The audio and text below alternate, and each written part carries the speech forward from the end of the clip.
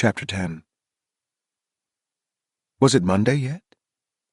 He'd barely slept the week before, and now Silas couldn't stop yawning, even though the mill roared and drummed behind him like an angry city.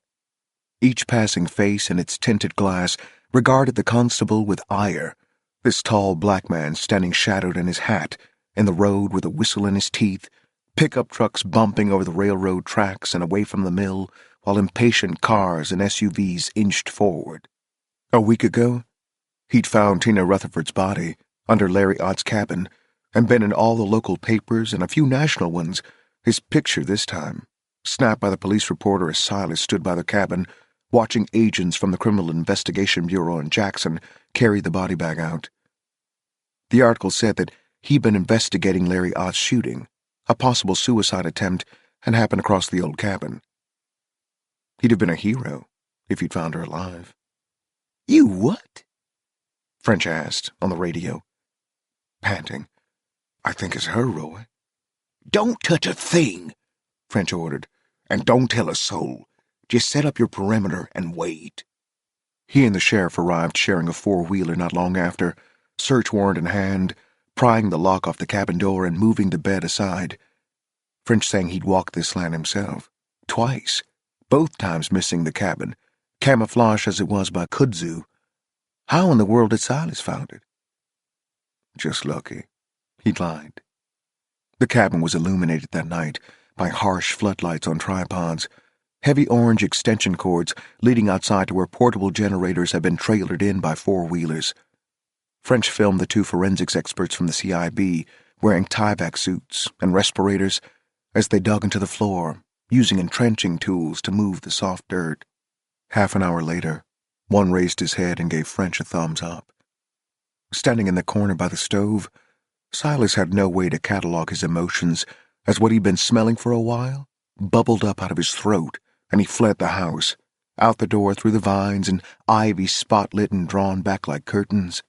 The coroner and two deputies and the sheriff stood outside smoking and talking quietly.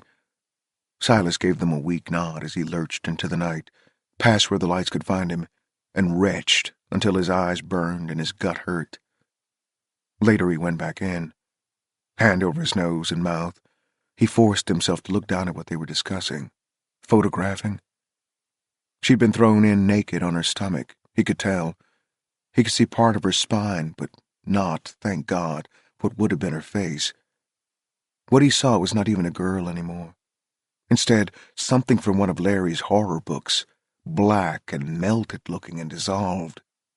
What drove Silas back out of the house the second time was not her spine, with dirt in its intricate lines, or her shoulder blades bound in strands of flesh, or the matted green hair, where skin from her skull had loosened, but the wrist one of the CIB agents lifted in his heavy rubber glove, her small bony hand, with its fingers cupped, showing French's camera, the nails that still bore chipped red polish, and, loose on one of the fingers, her class ring. Now, his arms up to halt the trucks, Silas's cell phone began to ring. It always did during traffic duty. Anything official came over his radio. Phone calls were personal. Fuck it, he thought. He dug out his cell. Officer Jones? You got him. This Brenda. Who? Up at River Acres. Nursing home. It was hard to hear for the traffic, and he stuck a finger in his opposite ear. Hey, he said. I can't talk now. You want to know when Mrs. Ott was having a good day? Yeah. She having one now? Thanks, he said. I'll get over there as soon as I can. You best hurry, she was saying as he hung up. The mill had shut down for Tina Rutherford's funeral. Hell, Chabot had. Black ribbons on the office and store doors, a long line of cars from the Baptist church following the hearse over the highway. Silas directing traffic for that, too. His post at the crossroads of 102 and 11, the four-way stop in his jurisdiction where the procession might get broken up by log trucks, shadows of birds flickering over the road, his uniform pressed and his hat over his heart as cars strolled by with their lights on, him standing, as he had not in years, at Navy attention. The windows of the Rutherford limousine were tinted, and he couldn't see the girl's parents, just a pair of white hands on the steering wheel. And after what it must have been 100 vehicles had rolled by, he'd driven to the church and sat in his Jeep, unable to go inside. Later he could boost the procession to a graveyard miles out in the country, whites only buried there. Lovely landscaped grounds, shaded by live oaks with Spanish moss slanted in the wind like beards of dead generals. Nothing like the wooded cemetery where Alice Jones lay under her little rock on the side of a hill eaten up with kudzu, the plastic flowers blown over and strewn by the wind. During the Rutherford girl's burial, a high, bright sun and 2 tiny airplanes crossing the sky, he'd stood at the edge of trees, away from the grief.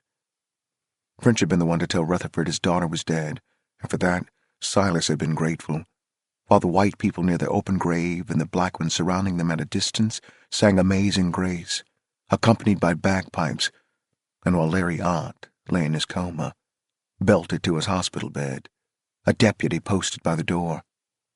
Silas had asked that French let him have the midnight to 6 shift there. He wasn't a deputy, but it was in French's power to use him. "Fine by me," the CI had said. "Long as you can stay awake. Nobody else wants it, and we short-handed as it is. But I'm curious." "I need the money," Silas said. "Just one damn lie after another." "Yeah, right." Silas figured French thought he just craved more limelight. Didn't want to give up the case. Wanted to stay in the loop, which was partially true, and which also helped explain why Silas had gone by Larry's house every day since he found the girl. The first day, the deputy stationed there was sitting on the porch in Larry's rocking chair with his feet crossed, reading one of Larry's books. Silas parked behind his cruiser and got out and nodded. "What you up to, 32? "Feed the man's chickens." The deputy followed him back and into the barn and watched Silas sling corn into the pen, the chickens pecking it up, Silas wondering if they'd think he'd gone over the edge, if he fired up Larry's tractor and pulled the cage to a fresh square of grass. "I could do that," the deputy said. "Save you running all the way out here." "I don't mind." "You ought to collect the eggs, too. With no rooster in them, they just gon' rot." "You want 'em?" "God almighty, no. I bring home eggs from Scary Larry. My wife throw 'em at me." "You could probably sell 'em on eBay," Silas said, "or one of them serial killer websites." The deputy towed the lawnmower wheels. "What's these here for?" Silas explained as he filled the water tire and shooed the setting hands aside and collected 6 dry, brown, shit-speckled eggs and carried them back to his Jeep. He began taking them to Marla at the hub, who said she was glad to have them. Eggs was eggs. Nights he sat in a folding chair outside Larry's door, a tall thermos of coffee and one of Marla's greasy sacks by his feet, the overhead lights dim, Silas squeaking around on the chair and trying to convince himself of why he was here. He brought night shift from his office, and because his ass hurt, walked the hospital hall reading the stories he never had as a kid. They put Larry in a room at the end of a hall to keep gawkers away, Silas having to stand up a few times each shift to warn off shufflers, old men in robes clinging to their portable IV racks, or nurses from other floors, and once a hugely pregnant woman in a robe and hospital flip-flops who told him she was in labor. Silas said, "You were a long way from the delivery room." Trying to look past him, Larry's door cracked. "They said walk around." She pushed her hands into the small of her back. "Trying to get this little bastard kick-started." Larry was now a suspect. The suspect in Tina Rutherford's murder, and Silas had given French his tire molds and the evidence bags with the broken glass and roach in them. Larry's keys, too. The newspapers and television stations following the story had dug up the scant facts on the Cindy Walker case as well. How a quarter of a century earlier, Larry had picked her up for a date and, hours later, come home without her. A new road had been slashed into Larry's land, and the cabin dismantled, the earth beneath it excavated. French hoping that the Walker girl's bones might be recovered as well, closing that case. But despite the fact that no more bones had been found, reporters and newscasters were speculating that Larry Ott had attempted suicide because of what he'd done to Tina Rutherford, and possibly Cindy Walker, and, who knew, maybe other girls. There'd been one from Mobile missing for 11 years, another from Memphis. Maybe these two, and who knew others, were buried somewhere on the last acres Larry Ott had refused to sell to the lumber mill. Under orders not to talk to reporters, Silas didn't tell Von Seal about moonlighting as Larry's guard, knowing she'd peer at him over her glasses, worry he might fall asleep at the wheel and ram his Jeep into a log truck. He imagined her saying he couldn't burn his candle at both ends, or, for his own good, telling Mayor Mo. But Angie was Silas's main problem. Aside from being worried about him herself, she said she'd gotten so used to him staying over, she had trouble sleeping without his long arms and legs all up in her space, not to mention his other long thing. They slept on their left sides, spooning, his left arm under her neck and reaching around so he could cup her right breast, his right arm over her side, cupping her left breast. He loved feeling her heart beat through it.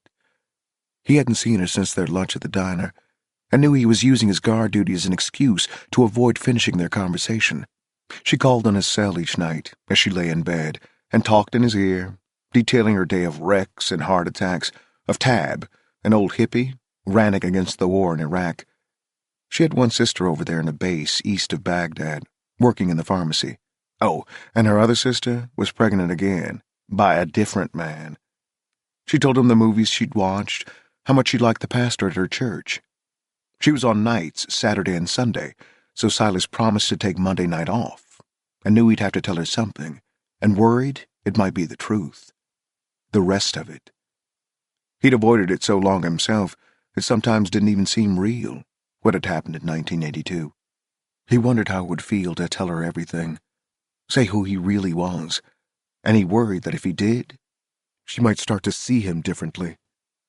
When he nodded off in his chair, he'd get up and pace the hospital hall, sometimes go into Larry's room, stare at him, where he lay twined in among his machines, and wires, and tubes, and cords, and the leather restraints on his wrists.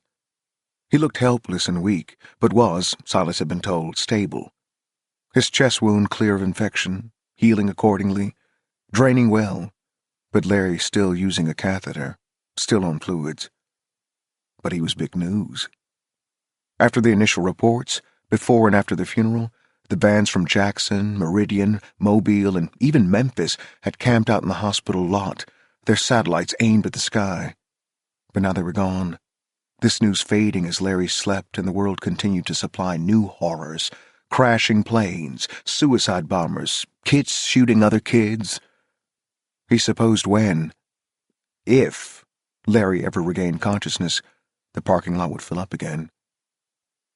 Each evening when he arrived, already yawning, he asked Skip, the deputy on evenings, if anybody had been by. French, the deputy reported.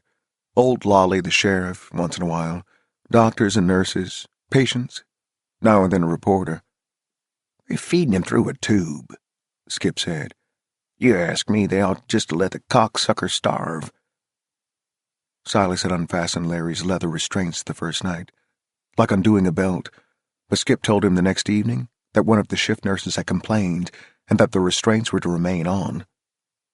Sometimes when the nurses were gone, Silas would stand over Larry and watch him, his IV machine flashing its faint lights, and the heart monitor beeping or whistling, the ventilator inhaling, exhaling. He wondered how broken Larry was by the events of his life, how damaged. What would Silas tell him if he ever woke up? Sometimes he couldn't help but wish he wouldn't. Larry, he would say. No response. Larry? The second night, as rain fell outside the window, he glanced at the door, then whispered, I don't know if you can hear me, Larry, but when you wake up, it's gonna be bad. He came around the bed and rolled up a stool and put his face near Larry's and spoke directly in his ear. Don't tell him nothing, Larry. You hear? Hear? They're gonna try to get you to confess, but don't say nothing, Larry. Hear? Nothing. On his way out of the hospital, somebody called, Hey, Constable Jones! The information desk. John without an H. Silas veered over, and the old man handed him a styrofoam cup of coffee. Thanks. I thought you was afternoons. I fill in when they let me. Take my word for it, son. Don't ever retire. You're young. It ain't enough hours in the day, and you sleep through most of 'em anyways. But once you get to be my age, sleep's a memory, and you beg just to get to work for free. I'll remember that.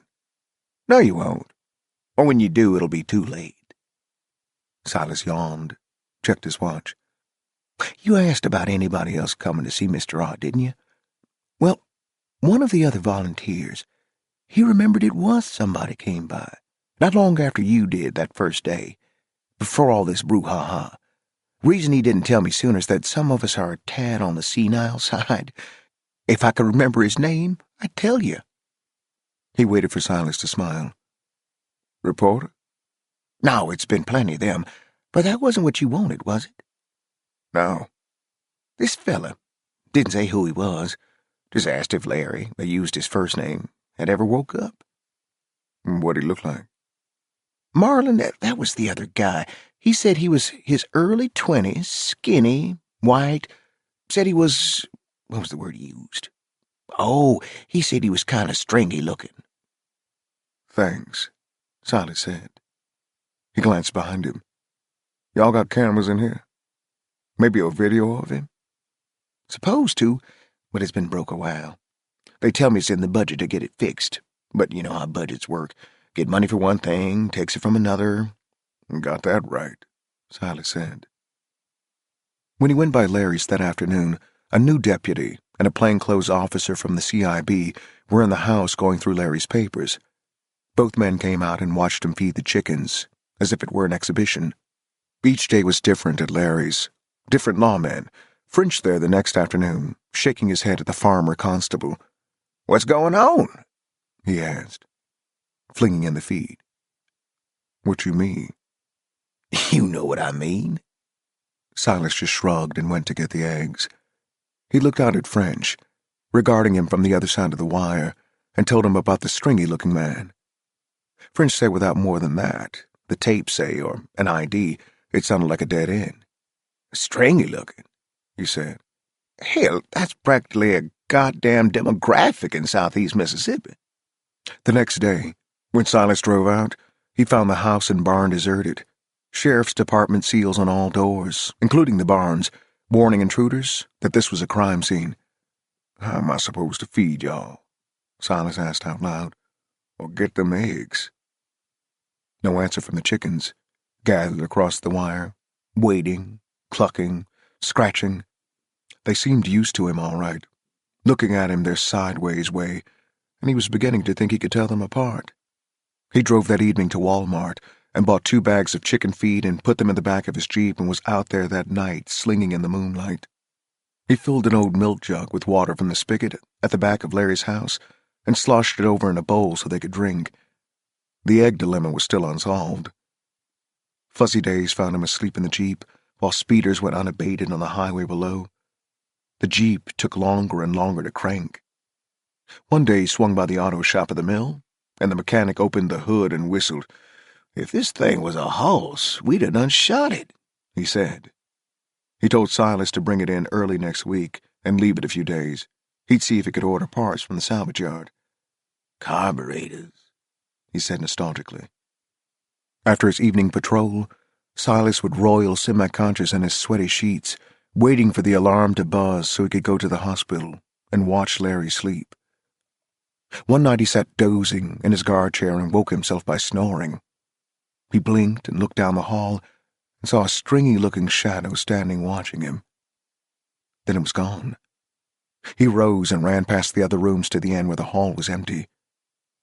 Somebody down past a Coke machine moved, and Silas said, "Wait," and began to run down the hall. He turned the corner, and nothing. More halls. Door to stairs.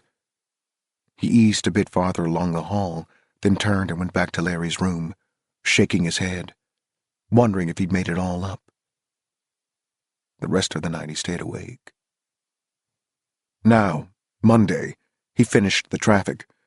Yawning, he hoped Mrs. Ott was still having a good day at the nursing home. In City Hall, Von Seal was on the phone, solitaire on the computer. He laid his hat and sunglasses on his desk among the day's scattered paperwork and got his coffee cup and filled it at the water fountain and drank it so fast it made his neck hurt. "That was Shannon from the paper," Von Seal said when she hung up, rolling her chair over to hand him a message. "Says she wants to talk to you about your trifecta, as she called it. Reckon she figures it'd make for a good feature story. What an outstanding constable you are." Right.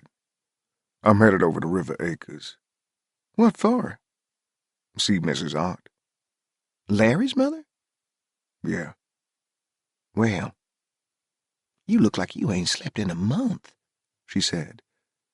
"But I'm glad you finally stopped by. If you don't go out and write some tickets, the mayor's gonna have your head." At 5:30, at River Acres, he climbed out of the Jeep, which continued to run as it had been doing lately, like a stutterer. Inside, Brenda was reading a magazine at her desk. She tried to call his son on his cell phone, she said, and when nobody answered, she started getting upset. He pictured the phone lighting up, rattling in the box in French's office, vibrating the pictures and all the other evidence. How is she now? A little calmer. Good thing about Alzheimer's is they don't stay mad long. He thanked her and said he remembered the way. Entering the room, he was hit by the stink of feces. Ina Ott lay flat on her back, with her right hand fluttering, flies buzzing in the bright light through the window. The tiny black woman beside her was asleep. Mrs. Ott. Silas took off his hat. She looked up at him, without recognition.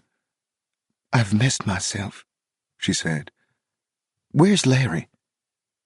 He saw the dark stain around the sheets at her crotch, her useless hand laying right in it. "I'm sorry," she said. "I'll get a nurse," he said. Glad to leave the room and its smell. "Second shift's coming on in a half hour," Brenda told him, hardly looking up. "They'll clean her." "How long she's been laying like that?" he asked. "I don't know." "You what?" "Laying's all she can do." "She ain't got to lay in her own stink," he said. "You don't smell so good yourself. If her son come up and seen her like that, what would y'all do?" "Last I heard, he ain't going nowhere." "This how y'all treat folks?" Brenda gave him a sharp look. "Nigga, don't come up here and telling me how to do my job. We got 45 old people here, and we get to 'em best we can. Coming here all high and mighty just 'cause you got your picture in the paper." "Fuck this," he said, and went back down the hall. He found a closet with clean sheets and a box of disposable wipes and snatched the sheets off the rack and put the wipes under his arms and went looking for an orderly. A man standing by a broom pointed him down the hall, and he pushed through a glass door in the back and found Clyde, leaning against the wall, smoking. "You best come with me," Silas said. "Now. Mrs. Zotten had an accident." "Chill out, bro," he said. "I'm on my break." Silas got up in his face. "You gonna clean Mrs. Ott up right now. I'm gonna take your sorry ass back to the jail." "For what?" Silas plucked the cigarette from Clyde's lips and threw it down and pushed the sheets and wipes into his arms. "I'll think of something." He stood outside her door, just inside of Clyde, making sure he treated her right. "I'm sorry," he heard her say. "I missed myself again." "It's okay, Mrs. Ott. We're getting you all clean now. There's somebody out there to see you." "My son?" "No, ain't him. Somebody else." "It's not true," she said. "What they're saying." Clyde came out wearing rubber gloves and carrying the soiled sheets and her nightgown in a plastic bag. "You happy now, motherfucker?" he said. Ignoring him, Silas went in and she looked better, her bed raised and the smell nearly gone. The window opened. "Mrs. Ott." She turned toward him where he stood holding his hat. Her good eye widened, but otherwise she showed no surprise at a big strange black constable in her room. "I'm Silas Jones, ma'am," he said. "People call me 32. 32? "Yes, ma'am." She turned her head to regard him from another angle.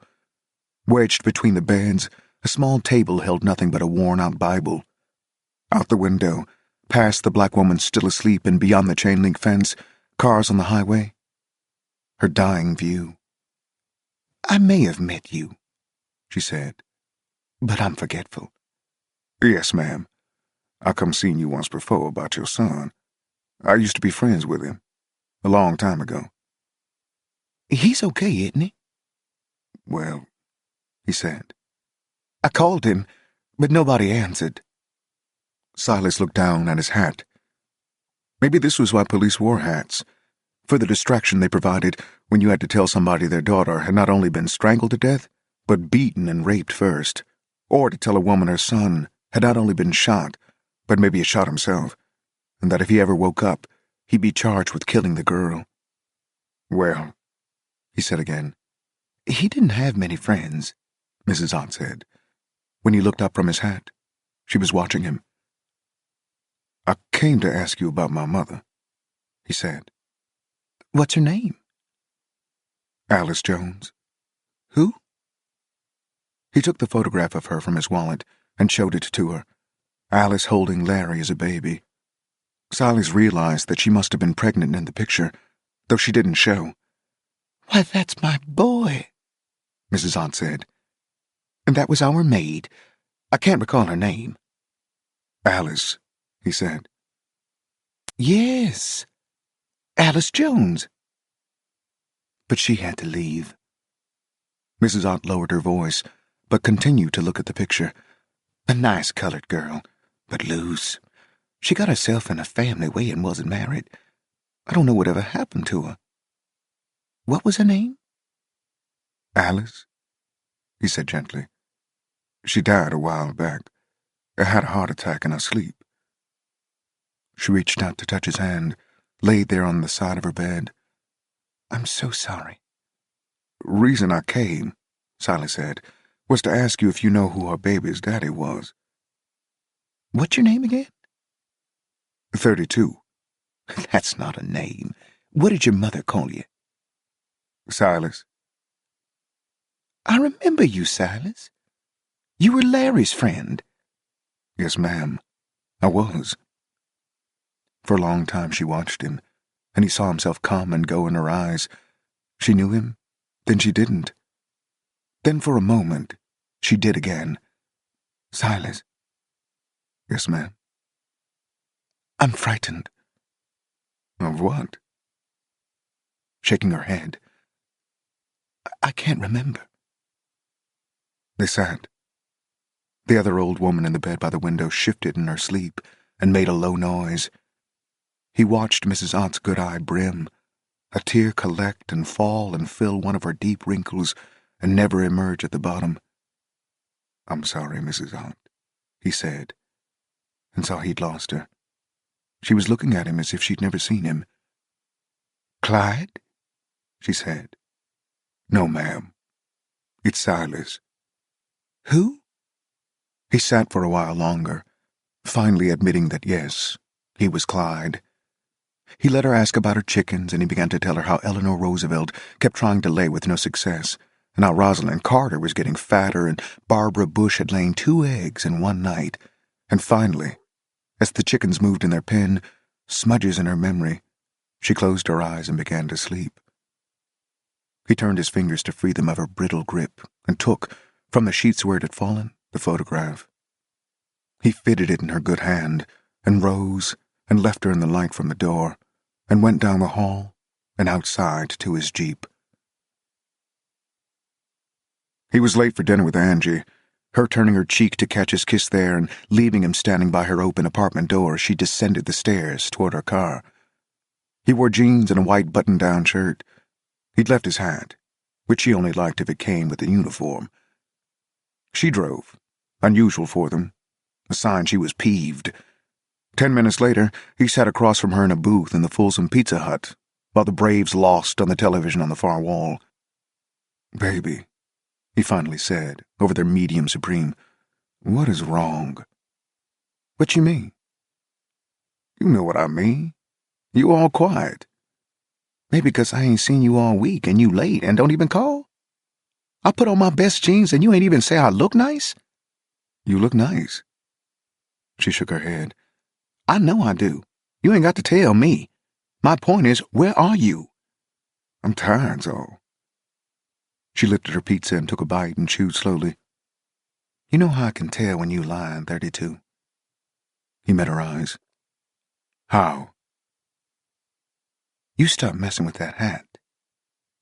He looked to the table, where the hat would have been, and saw his fingers, fiddling with air. He put his hand in his lap and had to smile. When else did I lie? Last week at the diner, when I asked if you ever dated that girl. Cindy Walker. He glanced at the television, Braves changing pitchers. He was suddenly on the Folsom City Park infield, as Coach Hightower stood talking to his pitcher, and Silas, at short, was looking past them into the stands, where she always sat. Auntie put her pizza down. Well? Would you stay here a minute? He said, starting to rise. I got to get my hat. Sit your lying ass down, 32, and talk to me. When Silas played baseball, Cindy had come to games, smoking cigarettes and sitting in a miniskirt with her legs crossed on the high bleachers, her hair in a scrunchie, sunglasses on. He knew she watched him, and at some point he realized he was playing for her, swiping impossible line drives out of the air and short-hopping bullet grounders to flip to Eminem on second or fling over to first for the out. Sometimes he felt invincible on the diamond, white people and black both watching him, taller now, up to 6 feet by the 11th grade, growing so fast he still had stretch marks on his lower back. Daring that baseball to come anywhere near, willing it to, seeing it big as a basketball when he crouched at the plate, hitting for power to all fields so everybody played back. And then he'd bunt. And most times, there wouldn't even be a throw. Him standing on first before the third baseman or catcher barehanded the ball. On the infield, tapping his cleats with his glove to knock off dirt, he'd watch Cindy leave after the 8th inning, walking off away from town, but always look back. Then the time where he went 5 for 5, including a triple, and dove and caught a liner up the middle to end the game. His teammates swarmed him and carried him off the field, and from his perch he saw Cindy at her usual spot, smoking, and smiled at her. She smiled back. She'd stay till the end. He skipped his shower and slipped away and followed her, still in his dirty uniform, and caught up and walked along the rural road with her, carrying his cap and glove, a few houses back against the trees, the two of them stepping around mailboxes in the weeds and hurrying when dogs boiled out from beneath a porch to bark at them. You see that catch? You seen me there, didn't you? You like baseball? No. For a girl don't like baseball, you sure come to a lot of games. Maybe it ain't the games I come to see. He looked down. Grass stains on his pants, infield dirt. They put me as short even though I'm a lefty. Coach say I got a chance for a scholarship to Ole Miss. You lucky. Might go all the way, he say. Say if I focus, keep my mind off distractions. That what I am? Yeah, he wanted to say. She was thin, with small bright blue eyes that had a kind of beaming intensity, especially when she frowned at him. She had freckles tiny as sand on her nose and throat and bare shoulders, her hair blonde and curly and cinched back. Even sweaty, she smelled good. Her breasts were little things under her top. He kept trying not to look at them.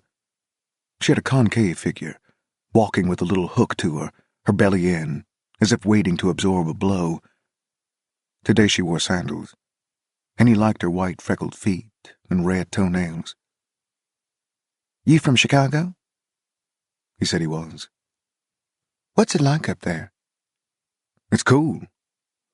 He told her about Wrigley Field, the Cubs, Bull Durham on first, Rhino on second, Bo at short, and the Penguin, Ron Say, on third, Bobby Denier in center, Silas and his friends skipping school to catch home runs on the street outside the stadium, the time he'd nearly got hit by a cab going after a bouncing ball, and then his fantastic catch on the sidewalk, dodging parking meters and diving and landing in the grassy median with a group of white people watching from Murphy's bar, the old man who came out and traded him 4 tickets for the ball. They'd gone the next day, him and his 3 buddies, sitting in the sun, in the bleachers. They got a drunk man to buy them beer, buying him one in return, Silas knowing as he watched the acrobatics on the field that he'd found his calling. "What else?" Cindy said. "That ain't about baseball." He told her how the snow sometimes covered cars entirely, and about his neighborhood, how the old black men would gather in the back alley around a fire in the trash drum and pass a bottle of Jim Beam and tell stories, outdoing each other. He told her about hopping the turnstiles and catching the L train, going to blues bars where the musicians smoked weed in the alley between sets, the endless honking traffic, freezing Lake Michigan glittering under the lights and buildings blocking the sky. Chicago pizza was the best, a thick pie of it, and burritos were as big as your head. "They got shows, ain't they?" she asked. "Like movie shows?" "No." She puckered and frowned but kept walking. "Like Broadway. Plays." Yeah. He remembered seeing their titles in the Chicago Tribune, Sunday mornings lying on the rug waiting for Oliver to finish the sports pages. "And my mama went one time," he told Cindy, "for her birthday. Saw the Wiz." "That's what I want," she said. "You mean be an actress?" "No. To be able to see them shows. You can't see shit here." "You could be an actress," he said. "You pretty enough." She gave him a sad smile, like he was a simple child. She went on talking, though. Said how she couldn't wait to get the hell out of Mississippi, away from Cecil and her mouse of a mother. And as they walked along the road, no houses now, a field with cows following them along the other side of the fence, and his cleats clicking on the pavement, a passing car slowed, and the white man behind the wheel glared out his window. "You okay?" he called to Cindy. "That boy bothering you?" "Mind your own business, doofus," she said, and flipped him off. He sped away, shaking his head. "Hey," Silas said, looking back. "I best go." "Suit yourself." He kept walking alongside her. "Your stepdaddy like it, you walking with a black boy?" "What you think? He's ignorant as a damn weed. Won't even try to get a job. Say he hurt his back at the mill." Another car, the woman behind the wheel turning as she passed to stare. "You ever kissed a white girl?" "No," he said. "You ever kissed a black boy?" "Sure." Taking his hand, leading him down the embankment and into a stand of trees. From there, notes passed at school, their secret meeting place in the woods behind the baseball field. He was a virgin, but she wasn't, and on their blankets spread over the grass they became lovers, and for the second half of his junior year he'd never been happier. A great season, with an average just over 450 most of the time, and a secret white girlfriend watching him from the bleachers. A lot of people came, he knew, to see him. The sense he was going places. Even old Carl Ott sometimes. Cindy liked beer, and Silas drank with her, and they hid their relationship from everyone else, Silas not even telling M&M, knowing if anybody found out, they'd have to give each other up. Slipping away from his friends, from hers, like the haunted house that Halloween, the one where Larry came and brought his mask, the two of them leaving separately, but meeting later, in her mother's car, or in his mother's, whoever could borrow one. Going to the drive-in, her driving and letting him off by the road, him sneaking through the trees to where she parked in the back corner. The thrill of being discovered a thing she seemed to like, Silas terrified, but unable to resist the hot vacuum of her cigarette breath, click of their teeth, her soft tongue, her perfect breasts, the patch of secret hair on her jeans. Once, as they lay on a blanket on the ground, Cindy told him she'd started liking him when he came out of the woods and stood up for her when Cecil was pulling off her towel. "He does that kind of shit all the time," she'd said, "trying to see me without my clothes. Comes stumbling in the bathroom with his thing in his hand. Does when he's drunk. Acts like he don't remember when he sobers up." "What about your mama?" "How you tell your mama she married a slime? Besides, she always takes his side over mine. She kind of believes the worst about me. I always been trouble for her. I don't guess I helped none. Cussing, smoking, messing with boys. Messing, he said. That what we doing? What else you gonna call it? At school one day, Silas walked up to her in the smoking area, and she said he'd slapped her. Cecil said she was a whore, off fucking boys, standing all casual so nobody would notice them. Your mama let him do that? Slap you? She wasn't home. But now he won't let me leave the house except for school. Says he'll tell her I've been trying to come on to him like I ever would. Your mama believe that? If he said it, she probably would. They throw me out. She'd always caught rides to school with her friend Tammy, and now Cecil had decreed that Cindy had to come home right after school, that if Tammy couldn't bring her, Cecil would come get her himself. I told him, you ain't even got a car, fool. But he said he'd get one, if it meant keeping me away from... Me, Silas finished. When he went home a few nights later, the trailer in Folsom, his mother was waiting up in the dark living room, sitting rigid in a kitchen chair, her old tomcat, now half blind, purring in her lap. Silas, she said. What? Son, you got to stop with that white girl. He had no idea how she knew. Mama, what you mean? Silas, don't lie to me. We just friends. Son, nothing good ever come out of colors mixing. Mama, such and such an like you doing would be dangerous enough in Chicago. But you in Mississippi now. Emmett Till, she said, was from Chicago. You the one brought us down here. He went to the refrigerator and opened it and got out a carton of milk. Silas, baby. Getting up, holding the cat to her chest. You all I got. And you all you got, too. Please tell me you gonna stop. Please, son. He said he would. Promised he'd focus on his ball, work on his grades for that scholarship to Ole Miss. He didn't mean it, though. Knew he would keep seeing her, this girl who would fall asleep on their blanket in the woods, how her lips opened, and he'd lean in and smell her breath, sweeter to him for the cigarettes and beer. It was Cindy who'd said she had a plan to see him that last weekend. If he could get his mother's car, she could outsmart Cecil. On Fridays, Alice worked until 7 at the diner, then came home and, tired from a 12-hour shift, went to sleep in her chair by the television. Didn't even eat. He took the car without asking. Now, in Pizza Hut, the slice on his plate had gotten cold. The Braves had lost, and a movie started, and the waitress brought another pitcher of beer. He finished his and poured himself another, topped off Angie's glass. She'd been watching him with her eyes growing narrower as he talked. I didn't know, Silas said, it was going to be Larry that brought her. Angie said, how'd she get him to bring her and drop her off? Told him she was pregnant. Was she? No, I don't think so. But that had scared Silas. What if she had been? We drove to a quiet spot, he said, and all we did was argue. I told her it wasn't going to work, and she started crying and saying, yes, it would. We ought to just run away for good. I said, where? And she said, Chicago. I said, why didn't she go by herself? She wanted to go so bad. We went round and round, and finally I drove her back to the road led to her house. Larry was supposed to pick her up. We got there early, though. She just slammed the car door and ran off down that road, in the dark. I sat there thinking a minute.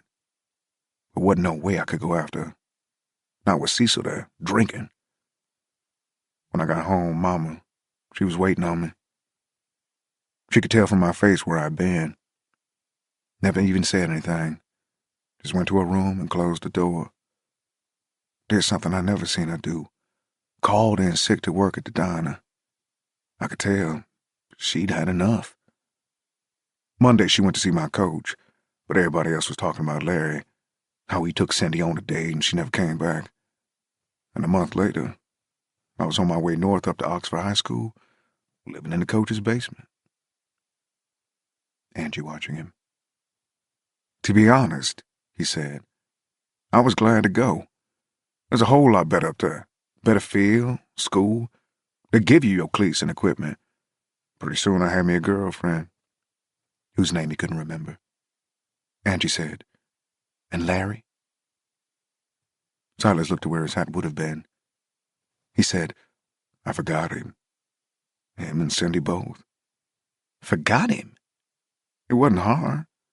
I was busy in Oxford, and Mama, in her letters, she never mentioned it."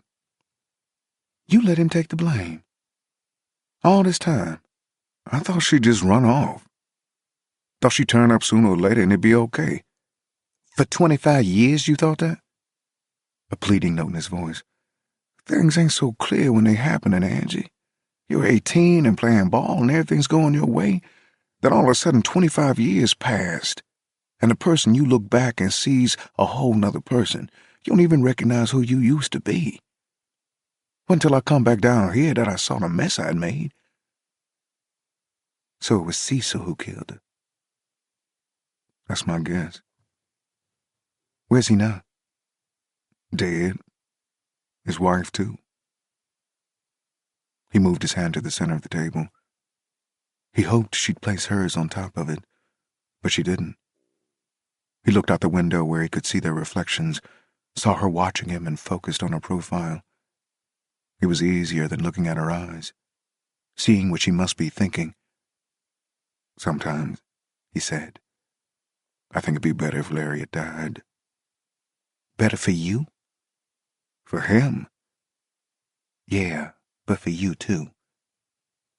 "Yeah, me too." "Look at me," she said.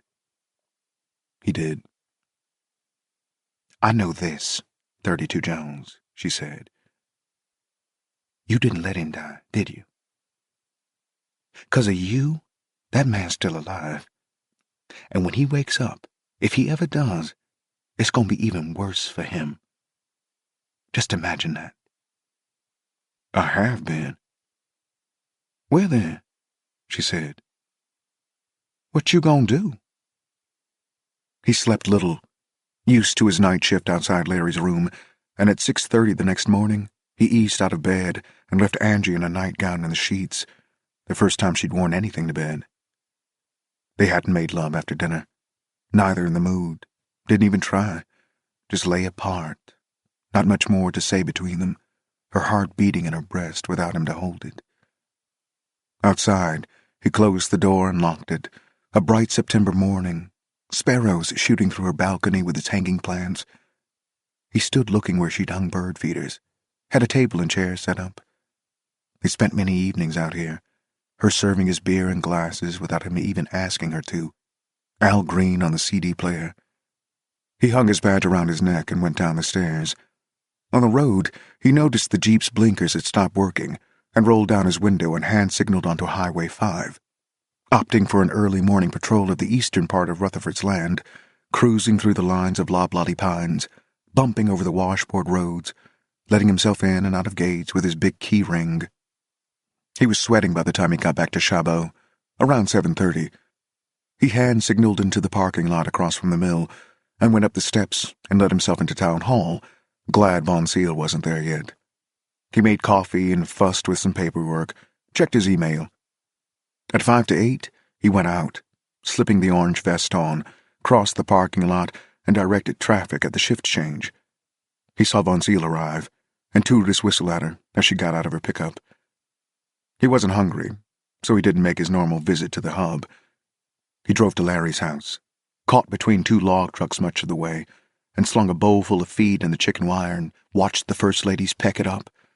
He added water through the fence and looked in the door at the boxes where they roosted in pine straw and wondered how long it took eggs to go bad. How long before the sitting hens began to suspect that nothing good would come from all their work, just rotting shells. He had no idea how long he'd been standing there when his radio squawked. "Thanks for the coffee," Von Seal said. He keyed it. "You're welcome." "You okay?" "Yeah." "Shannon called again." "Yeah, I'll talk to her." "Well, stop by and visit a while," she said, "if you got a minute." He hung up. Larry's grass had grown high and weedy and Silas remembered how his fists had vibrated on the lawnmower's handle, the shower of green grass out the side, Larry watching from his porch. He longed to cut it now. Mow his way back to the boy he'd been and do it differently with Larry. Go to the police and say, "She was with me." What's missing out of you, Silas? Courage, he thought. No wonder he felt at ease among these damn chickens. His cell buzzed, and he dug it out of his pocket, walking back toward where he'd parked in the same spot each day, over his oil stain. "Constable?" "Yes," he said. "It's John Davidson, at the hospital." "Hey, John with no H." "I thought you'd want to know," he said. "Judging from the fact that the sheriff and Roy French just arrived and seemed like they was in a hurry, I'll volunteer a guess that your Mr. Otts woke up."